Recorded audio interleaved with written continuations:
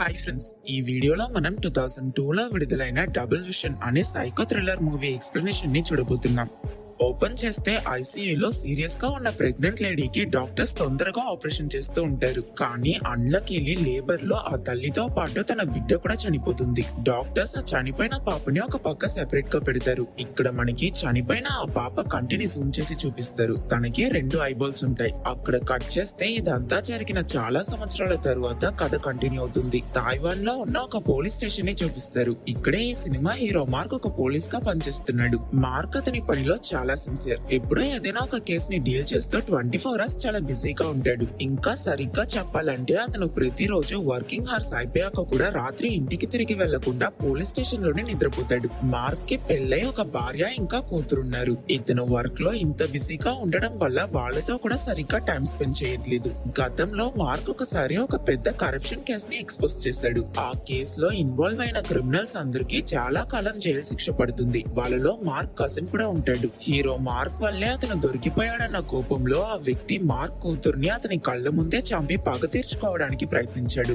కానీ షూట్ చేసేటప్పుడు గన్ని సరిగ్గా పట్టుకోకపోవడం వల్ల బుల్లెట్ హీరో కూతురు తలని లైట్ గా స్క్రాచ్ చేసి వెళ్లి అతనికి తగలడంతో ఆ కజిన్ స్పాట్ లోనే చనిపోతాడు. హాస్పిటల్లో మార్క్ కూతుర్ని చెక్ చేసిన డాక్టర్ తనకి మేజర్ ఇంజరీ ఏం కాలేదని, త్వరలోనే తను నార్మల్ అయిపోతుందని చెప్తాడు. కానీ ఈ ఇన్సిడెంట్ వల్ల హీరో కూతురు మేమే మెంటలీ బాగా ఎఫెక్ట్ అయి ఉంటుంది. దాని వల్ల తను టోటలీ అందరితోనూ మాట్లాడడం ఆపేసింది. ఆ ఇన్సిడెంట్ జరిగి ఇప్పటికే 2 సంవత్సరాలు అయిపోయినా తను ఇంతవరకు నోరు తెరిచి ఒక్క మాట కూడా చెప్పలేదు. మార్క్ కి అతని కూతురు మేమే అంటే ప్రాణం. చాలా డాక్టర్స్ ని కన్సల్ట్ చేసి తన పరిస్థితిని మార్చాలనుకున్నాడు. అయినా మేమే కండిషన్ లో ఎలాంటి ఇంప్రూవ్మెంట్ ఉండదు. ఇప్పుడు కూడా మార్క్ వర్క్ లో ఎంత బిజీగా ఉన్నా అతని భార్య ఇంకా కూతురికి కావాల్సిన ఫినాన్షియల్ సపోర్ట్ ఇంకా హెల్ప్ చేస్తూనే ఉన్నాడు. నెక్స్ట్ సీన్ లో మనకు ఒక కంపెనీని చూపిస్తారు. ఆ కంపెనీ సీఈఓని కలవడం కోసం వెళ్ళిన అతని పర్సనల్ అసిస్టెంట్ అతను అక్కడ చనిపోయి పడుండడం చూసి భయపడి వెంటనే పోలీసులకి ఈ విషయం ఇన్ఫార్మ్ చేస్తుంది. ఈ మర్డర్ గురించి ఇన్వెస్టిగేట్ చేయడం కోసం ఆ కంపెనీకి మార్క్ ఇంకా అతనితో పనిచేసే ఆఫీసర్స్ వస్తారు.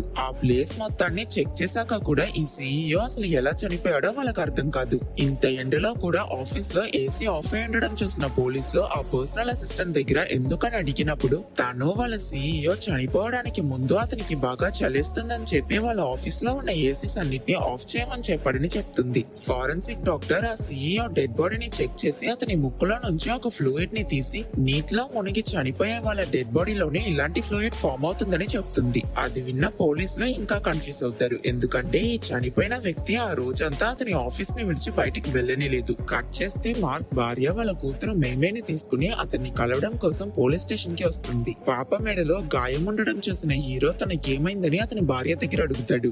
దానికి తను స్కూల్లో పిల్లలు గొడవ పడ్డారు, అందులోనే మేమేకి గాయం తగిలింది. ఈ ఫైట్ గురించి పేరెంట్స్ తో మాట్లాడటం కోసం మేమే క్లాస్ టీచర్ ఒక పేరెంట్స్ మీటింగ్ ని అరేంజ్ చేశారు. కానీ నాకు కంపెనీ లీవ్ శాంక్షన్ చేయలేదు కాబట్టి నువ్వే రేపు మేమేతో పాటు స్కూల్ కి వెళ్ళాలని అంటుంది. దానికి అతను కూడా ఒప్పుకుంటాడు. నెక్స్ట్ సీన్ లో హీరో మార్క్ మార్చరీకి వెళ్లి ఆ ఫారెన్సిక్ డాక్టర్ ని కలుస్తాడు. తను ఆ సీఈఓ బాడీని పోస్ట్ మార్టం చేశాక అతని బ్రెయిన్ లో ఏదో ఒక బ్లాక్ కలర్ కొత్త రకమైన బ్యాక్టీరియాని కనిపెట్టింది. అలాంటి బ్యాక్టీరియాని వీళ్ళు ఇప్పుడే ఫస్ట్ టైం చూస్తున్నారు కాబట్టి అది పాయిజనస్ లేదా అన్న విషయం కూడా వీళ్ళకి తెలియదు. కట్ చేస్తే నెక్స్ట్ సీన్ లో అమెరికాలో ఉన్న కెవిన్ అనే ఒక ఫేమస్ అయిన FBI ఏజెంట్ ని చూపిస్తారు. చాలా కాంప్లికేట్ అయిన సీరియల్ కిల్లర్ కేసెస్ ని సాల్వ్ చేయడంలో ఇతను ఒక పెద్ద ఎక్స్పర్ట్. కెవిన్ ఇప్పుడు ఒక మీటింగ్ లో అతను తన లైఫ్ లో చూసిన ఒక కష్టమైన కేసు గురించి ఎక్స్ప్లెయిన్ చేస్తున్నాడు. 7 సంవత్సరాలకి ముందు అమెరికాలో చాలా చోట్లలో రాండమ్ గా కొన్ని హత్యలు జరిగాయి. ఈ మర్డర్స్ అన్నిటిని ఎవరు చేస్తున్నారో, ఎందుకు చేస్తున్నారో, అసలు ఎలా చేస్తున్నారో కూడా ఎవరికి అర్థం కాలేదు. ఎందుకంటే చనిపోయిన విక్టిమ్స్ లో మాకొక్కరి డెడ్ బాడీలో కూడా ఎలాంటి గాయం కనిపించలేదు. అది మాత్రం కాకుండా విక్టిమ్స్ అందరూ మొహంపై చిరునవ్వుతో చనిపోయి ఉన్నారు. మేమెంత వెతికినా దొరకని ఆ కిల్లర్ ఒక రోజు తానుగా వచ్చి పోలీసులకి దొరికిపోయాడని కెవిన్ అతని ఎక్స్పీరియన్స్ గురించి అక్కడున్న వాళ్ళకి చెప్తాడు. నెక్స్ట్ సీన్ లో మనకి తైవాన్ లో ఉన్న ఒక అమ్మాయిని చూపిస్తారు. తను వర్క్ పూర్తి చేసుకుని ఇంటికి తిరిగి వచ్చి స్నానం చేసి బయటకు వచ్చి చూస్తే అక్కడ తన ఇల్లు కాలిపోతుంటుంది. భయపడుతూ తన ఫైర్ స్టేషన్ కి కాల్ చేసి తన ఇల్లు నిప్పులో కాలిపోతుందని చెప్తూ ఉండగానే ఆ ఫైర్ ఫైర్ రూమ్ అంతా స్ప్రెడ్ అయి తను కూడా అక్కడే కాలి చనిపోతుంది. కొంచెం సేపులో అక్కడికి వచ్చిన ఫైర్ డిపార్ట్మెంట్ వాళ్ళు ఆ రూమ్ లో ఫైర్ ఏది లేకపోవడం చూసి ఇది ఒక ఫేక్ కాల్ అని అనుకుంటారు. కానీ బయటకు వెళ్ళడానికి ముందు వాళ్ళు ఒక షాకింగ్ అయిన విషయం చూస్తారు. ఏంటంటే అక్కడ ఆ అమ్మాయి శవం కాలిపై పడి ఉంటుంది. ఈ కేస్ ని ఇన్వెస్టిగేట్ చేయడం కోసం అక్కడికి వచ్చిన పోలీసులు ఇది ఒక యాక్సిడెంటో లేక సూసైడో అయ్యుండే ఛాన్సెస్ లేదు కాబట్టి ఆ అమ్మాయిని ఎవరో మర్డర్ చేశారని అనుకుంటారు. ఆ అమ్మాయి డెడ్ బాడీని చెక్ చేసిన ఫారెన్సిక్ డాక్టర్ తన శరీరం మొత్తం కాలిపోయి ఉన్నా తన జుట్టు మాత్రం కాలలేదని మార్క్ ఇంకా మిగతా పోలీసులకి చెప్తుంది. ఆ ఒక్క విషయం తప్ప పోలీసులకి వేరే ఎలాంటి క్లూ దొరకదు. అసలు వీళ్ళు రాకముందు ఈ క్రైమ్ స్పాట్ లోకి వేరే ఎవరైనా వచ్చారా అన్న విషయం కూడా వీళ్ళకి తెలియదు. ఆ ఫారెన్సిక్ డాక్టర్ ఈ పోలీసుల హెడ్ ఆఫీసర్ దగ్గర ఇంతకు ముందు జరిగిన ఆ సీఈఓ మర్డర్ కేస్ ఇంకా ఈ అమ్మాయి కేస్ కి మధ్య ఏదో ఒక లింక్ ఉంది. ఈ రెండు హత్యలని ఎవరైనా ఒక సీరియల్ కిల్లర్ కూడా చేస్తుండొచ్చు కనుక నెక్స్ట్ మర్డర్ జరిగే లోపు దీనిపై ఏదైనా స్ట్రిక్ట్ యాక్షన్ తీసుకోవాలని చెప్తుంది. కానీ వీళ్ళకి ఈ కేసులో ఇంతవరకు ఏ ఎవిడెన్స్ దొరకలేదు కనుక ఆ హెడ్ ఆఫీసర్ స్ట్రాంగ్ అయిన ఎవిడెన్స్ దొరికే అంతవరకు ఈ కేసుని పెద్దగా పట్టించుకోవద్దని చెప్తాడు. నెక్స్ట్ సీన్ లో మార్క్ అతని కూతురు మేమేని తీసుకుని తన స్కూల్లో జరిగే పేరెంట్స్ టీచర్ మీటింగ్ ని అటెండ్ చేస్తాడు. మేమే టీచర్ మార్క్ దగ్గర అతని కూతురు లాస్ట్ 1 వీక్ లోనే 2 సార్లు ఫైట్ లో ఇన్వాల్వ్ అయ్యిందని, అందులోనూ తన ఒకసారి తన క్లాస్మేట్ ఒక అబ్బాయి మొహాన్ని గోళ్లతో గీరేసిందని కూడా చెప్తుంది. ఆ విషయం తెలుసుకున్న మార్క్ మేమే ట్రీట్మెంట్ ని ఇంకా ఆలస్యం చేయడం మంచిది కాదని తనని హాస్పిటల్ కి తీసుకువెళ్తాడు. అక్కడ మేమేని బయట కూర్చోమని చెప్పి మార్క్ వెళ్లి డాక్టర్ తో మాట్లాడతాడు. చాలా సేపు ఒంటరిగా కూర్చుని ఉండడం వల్ల మేమేకి బోర్ కొట్టి హాస్పిటల్లో తిరుగుతూ అక్కడే ఉన్న ఒక రూమ్ లోకి వెళ్తుంది. ఆ రూమ్ లో హ్యూమన్ స్కెలిటన్ మోడల్స్ ని పెట్టుంటారు. తను అవన్నీ చూస్తున్నప్పుడు పక్కనే ఒక జార్ లో ఒక చనిపోయిన పాప శవాన్ని ప్రిజర్వ్ చేసి పెట్టుండడాన్ని గమనించింది. ఆ బేబీకి 2 కనుపాపులుంటాయి. ఫస్ట్ సీన్ లో ఒక ఆవిడ ప్రసవంలో చనిపోయింది కదా, ఆమె బిడ్డ ఇది. ఆ రోజు రాత్రి ఒక చర్చ్ లో ఫాదర్ అతని రూమ్ లో పడుకుని బుక్స్ చదువుతూ ఉన్నప్పుడు హఠాత్తుగా అతని చేతిలో రక్తం ఉండడాన్ని గమనించి భయపడతాడు. అది అతని కడుపులో నుంచి వస్తుంది. ఇలా బ్లడ్ లాస్ ఎక్కువై ఆ వ్యక్తి చనిపోతాడు. ఆ మరుసటి రోజు ఈ విషయం తెలుసుకున్న హీరో మార్క్ క్రైమ్ స్పాట్ కి వెళ్లడం కోసం తయారవుతుంటాడు. అప్పుడు టేబుల్ పైన అతని భార్య రెడీ చేసిన డివోర్స్ పేపర్స్ ని చూసి అతనికి కోపం వచ్చి దారిలో తను ఒక చెత్త కుండీలో పడేసి వెళ్లిపోతాడు. మార్క్ చర్చ్ కొచ్చి చూస్తే అక్కడ ఆ ఫాదర్ కడుపుని మధ్యలో నుంచి కట్ చేసి అతని ఇంటెస్టైన్స్ అన్నిటిని బయటికి లాగి మళ్ళీ కడుపుకి కుట్లేసి అతన్ని చాలా కిరాతకంగా చంపేసింటారు. అదేలా కిల్లర్ ఆ కుట్లపై రక్తంతో కొన్ని సింబల్స్ ని డ్రా చేసింటాడు. అది మాత్రం కాకుండా ఇతని ముక్కులో కూడా వీళ్ళకి ఆ బ్లాక్ కలర్ బ్యాక్టీరియా దొరుకుతుంది. దాంతో ఈ మర్డర్స్ అన్నిటిని చేస్తున్నది ఎవరో ఒక సీరియల్ కిల్లరే అన్న విషయాన్ని పోలీసులు కన్ఫర్మ్ చేసుకుంటారు. ఇప్పుడు చనిపోయిన ఈ ఫాదర్ ఒక అమెరికన్ సిటిజన్. ఇతను తైవాన్ కి అమెరికాకి మధ్య జరిగే బిజినెస్ డీల్స్ లో ఇన్వాల్వ్ అయి ఉన్న ఒక పెద్ద విఐపి కాబట్టి ఈ కేసు గురించి మీడియాకి తెలిసిపోతుంది. సో తైవాన్ పోలీస్ డిపార్ట్మెంట్ ఒక ప్రెస్ మీట్ ని అరేంజ్ చేసి ఆ చైర్మన్ కేస్ ఇంకా ఈ ఫాదర్ కేస్ రెండో రిలేట్ అయి ఉన్నాయి కనుక ఈ కేసులని అయినంత త్వరగా సాల్వ్ చేయడం కోసం FBI వాళ్ళు సీరియల్ కిల్లర్ కేసెస్ లో చాలా ఫేమస్ అయిన ఆఫీసర్ కెవిన్ ని తైవాన్ కి పంపించబోతున్నారు. కాబట్టి ప్రజలెవరూ భయపడొద్దని ఆ మీటింగ్ లో చెప్తారు. ఆ రోజు రాత్రి వర్క్ అయిపోయాక మార్క్ అతని కూతుర్ని చూడటం కోసం ఇంటికి వెళ్ళినప్పుడు అక్కడ అతని భార్య తనతో పనిచేసే ఒక వ్యక్తితో బాగా క్లోజ్ గా ఉండడాన్ని చూసిస్తాడు. దాని వల్ల మార్క్ కి చాలా కోపం వచ్చి ఫ్రస్ట్రేషన్ లో అక్కడ నుంచి వెళ్లిపోతాడు. నెక్స్ట్ డే అమెరికా నుంచి తైవాన్ కి వచ్చిన ఆఫీసర్ కెవిన్ ని హీరో వెళ్లి పికప్ చేసుకుంటాడు. తైవాన్ పోలీసులలో మార్క్ కి తప్ప వేరే ఎవరికి ఇంగ్లీష్ తెలియదు. అందువల్ల వాళ్ళెవరూ కెవిన్ మాటలకి సరిగ్గా రెస్పాండ్ అవ్వరు. సో వేరే దారి లేక కెవిన్ మార్క్ ని తీసుకుని వాళ్ళకి ఏమైనా క్లూస్ దొరుకుతాయేమో అని చెక్ చేయడం కోసం ఆ చర్చ్ కి వెళ్తాడు. ఫాదర్ రూమ్ లో ఉన్న ఏసీని చెక్ చేసినప్పుడు కెవిన్ కి అందులో ఒక సిల్వర్ కలర్ బాల్ దొరుకుతుంది. అచ్చం అలాంటి బాలే వీళ్ళకి ఆ సీఈఓ ఆఫీస్ ఇంకా ఖాళీ చనిపోయిన ఆ అమ్మాయి రూమ్ లో ఉన్న ఏసీలలో కూడా దొరుకుంటుంది. ఈ 3 బాల్స్ ని ఫుల్ గా స్కాన్ చేసి చూసాక అందులో వీళ్ళకి విక్టిమ్స్ శరీరంలో దొరికే అదే బ్లాక్ కలర్ బ్యాక్టీరియా ఉందన్న విషయం తెలుస్తుంది. దీంతో వీళ్ళు ఆ కిల్లర్ ఎవరినైతే చంపాలనుకుంటున్నాడో ఆ విక్టిమ్స్ ఇంట్లో ఉన్న ఏసీలోకి ఒక గన్ ని యూస్ చేసి ఈ బ్యాక్టీరియా ఉన్న బాల్ ని షూట్ చేస్తున్నాడని, ఆ తరువాత విక్టిమ్స్ ఏసీని ఆన్ చేసినప్పుడు ఆ బ్యాక్టీరియా గాలిలో కలిసిపోయి మనుషులని అఫెక్ట్ చేస్తుందని కనిపెడతారు. ఆ రోజు మార్క్ ని చూడడం కోసం అతని భార్య మేమేతో పాటు పోలీస్ స్టేషన్ కి వస్తుంది. మేమేని ఒంటరిగా చూసిన కెవిన్ తను ఎవరో తెలియక తనతో మాట్లాడడానికి ప్రయత్నిస్తాడు. కానీ తను అతనికి అస్సలు రెస్పాండ్ అవ్వదు. ఆ సమయంలో మార్క్ భార్య అక్కడికి వచ్చి తనని ఇంకా మేమేని కెవిన్ కి ఇంట్రడ్యూస్ చేసుకుంటుంది. కెవిన్ కూడా తనతో బాగా మాట్లాడతాడు. సో కొంచెం సేపులోనే మార్క్ భార్య వాళ్ళ ఫ్యామిలీ ప్రాబ్లమ్స్ అన్నిటిని కెవిన్ దగ్గర చెప్పిస్తుంది. వీళ్ళిద్దరూ ఇలా మాట్లాడుతూ ఉండగా అక్కడికి మార్క్ వస్తాడు. ఈ హీరోకి అతని భార్య మళ్ళీ కొత్త డివోర్స్ అగ్రిమెంట్ పేపర్స్ ఇచ్చి వాటిని సైన్ చేయమని చెప్పి అక్కడి నుంచి వెళ్లిపోతుంది. అయినా మార్క్ కి అందులో ఇష్టం ఉండదు కనుక అతని ఈ పేపర్స్ ని కూడా డస్ట్బిన్ లో పడిస్తాడు. ఆ ఫాదర్ శరీరంపై వీళ్ళకి దొరికిన మార్కింగ్స్ ఏంటో తెలుసుకోవడానికి మార్క్ ఇంకా కెవిన్ లైబ్రరీకి వెళ్లి అక్కడున్న లైబ్రరీయన్ దగ్గర వాటి ఫోటోస్ ని చూపిస్తారు. అతని దగ్గర ఇలాంటి సింబల్స్ ని బేస్ చేసిన బుక్స్ చాలా ఉంటాయి. వాటిలో కెవిన్ ఇంకా మార్క్ కి అతను ఒక బుక్ చూపించి, మీరు చూపించిన ఫోటోలో ఉన్న సింబల్ కి మీనింగ్ ఏంటో నేను మీకు సరిగ్గా చెప్పలేను, కానీ ఈ సింబల్స్ మన దేశంలో ఉన్న చాలా పురాతనమైన ఒక టాయస్ టెంపుల్ లో ఉన్నాయని, ఆ టెంపుల్ గురించి అతనికి తెలిసిన విషయాలన్నీ వీళ్ళకి చెప్తాడు. ఇక్కడ వీళ్ళిలా మాట్లాడుతూ ఉండగా మనకు ఆ టెంపుల్ ని చూపిస్తారు. కొంతమంది ఒక వ్యక్తిని అక్కడికి తీసుకొచ్చి ఒక రిచువల్ కోసం అతన్ని బలిస్తారు. ఇటుపక్క కెవిన్ ఇంకా మార్క్ విక్టిమ్స్ ఒంట్లో దొరికిన ఆ బ్లాక్ కలర్ బ్యాక్టీరియాపై రీసెర్చ్ చేయడానికి దాన్ని అమెరికాకి పంపించారు. ఆ బ్యాక్టీరియా గురించి స్టడీ చేసి డాక్టర్స్ వాళ్ళ రిపోర్ట్ ఇస్తారు. నిజానికి అదొక బ్యాక్టీరియానే కాదు, ఇంతవరకు వాళ్ళు చూడని కొత్త రకమైన ఒక ఫంగస్. దీన్ని ఒక మనిషి శ్వాసించిన వెంటనే అది అతని నర్వస్ సిస్టమ్ ని అఫెక్ట్ చేసి అతని బ్రెయిన్ ని బాగా కన్ఫ్యూజ్ చేసి చాలా రియలిస్టిక్ అయిన ఇల్యూషన్స్ ని చూపిస్తుంది. అందువలనే ఇంతవరకు చనిపోయిన ఆ ముగ్గురు వాళ్ళకి ఏం జరుగుతుందో సరిగ్గా అర్థం చేసుకోవడానికి ముందే చనిపోయారు. దట్స్ వై వాళ్ళు నిజంగానే నిప్పులో కాలి ఇంకా నీటిలో మునిగి చనిపోతున్నామని బలంగా నమ్మారు కనుక వాళ్ళ బాడీ కూడా దానికి తగినట్టు రియాక్ట్ అయిందని డాక్టర్స్ ఎక్స్ప్లెయిన్ చేస్తారు. కట్ చేస్తే టెంపుల్ లో బలిచ్చిన అతని డెడ్ బాడీని అక్కడ పనిచేసే ఇద్దరు ఒక వ్యాన్ లో తీసుకువెళ్తుంటారు. కానీ చాలా సేపటి నుంచి రోడ్ లో ట్రాఫిక్ క్లియర్ అవ్వకపోవడంతో వాళ్ళిద్దరూ భయపడి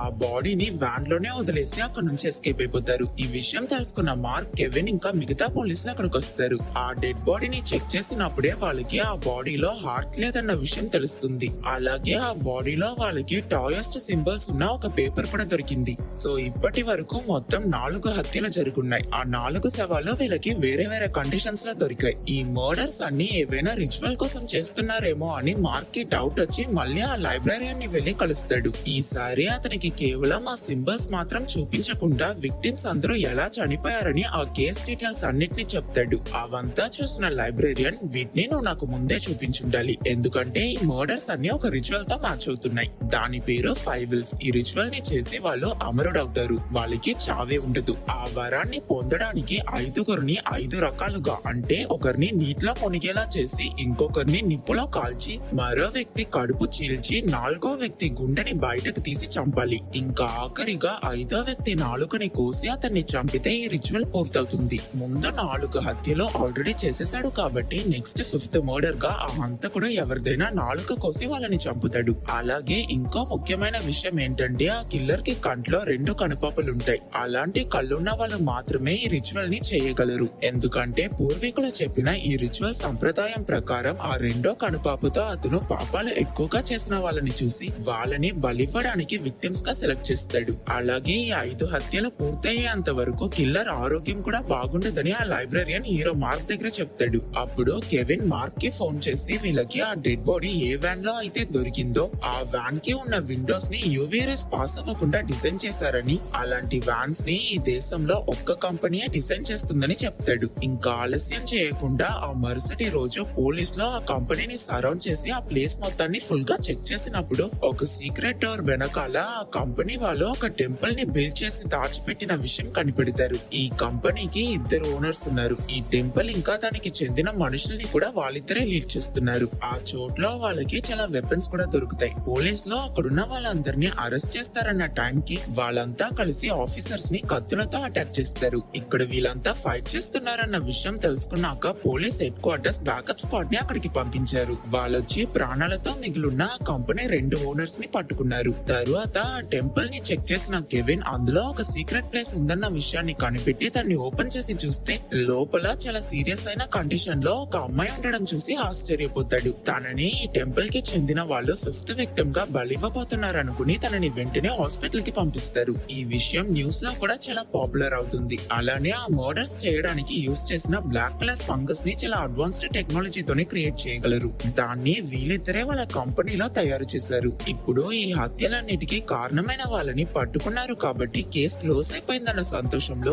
మార్క్ దాన్ని సెలబ్రేట్ చేయడం కోసం కెవిన్ ని డిన్నర్ కి అతని ఇంటికి పిలుస్తాడు. వీళ్ళందరూ భోజనం చేస్తూ మాట్లాడుతూ ఉండగా కెవిన్ అతన్ని డిన్నర్ కి పిలిచినందుకు థ్యాంక్ యూ అని తాయివాన్ భాషలో చెప్పడానికి ప్రయత్నించి కామెడీ చేస్తుంటాడు. అది విన్న మేమే కూడా నవ్వుతుంది. నిజానికి తను గత 2 సంవత్సరాలలో ఇప్పుడే మొదటిసారి నవ్వుతుంది కాబట్టి కాబట్టి మార్క్ ఇంకా అతని భార్య కూడా సంతోషపడతారు. ఆ రోజు రాత్రి మార్క్ ఇంకా కెవిన్ బాగా డ్రింక్ చేసి హాల్లోనే నిద్రపోతారు. ఈ కేసు పూర్తయిపోయింది కాబట్టి కెవిన్ రేపు అమెరికాకి తిరిగి వెళ్లిపోతున్నాడు. నెక్స్ట్ డే తెల్లవారి కెవిన్ ఫ్లైట్ కి లేట్ అవుతుందని మార్క్ అతన్ని లేపడానికి ప్రయత్నించినప్పుడు కెవిన్ అతని నాలుకని అతనే కట్ చేసుకుని చనిపోయి పడుండడాన్ని చూసి చాలా భయపడతాడు. వెంటనే మార్క్ ఈ విషయాన్ని డిపార్ట్మెంట్ కి ఇన్ఫార్మ్ చేశాక అక్కడికి వచ్చిన పోలీస్ కెవిన్ ముక్కులో కూడా ఫంగస్ ఉండడాన్ని నోట్ చేస్తారు. కెవిన్ మాత్రం కాదు, హీరో మార్క్ కూడా ఫంగస్ తో ఇన్ఫెక్ట్ అయి ఉన్నాడు. కాబట్టి వాళ్ళ వెంటనే అతన్ని హాస్పిటల్ కి తీసుకువెళ్లి ట్రీట్మెంట్ ఇస్తారు. మార్క్ హాస్పిటల్ బెడ్ లో రెస్ట్ తీసుకుంటున్నప్పుడు హంతకుల్ని పట్టుకున్నాక కూడా ఆ ఫిఫ్త్ మర్డర్ ఎలా జరిగిందని ఆలోచిస్తాడు.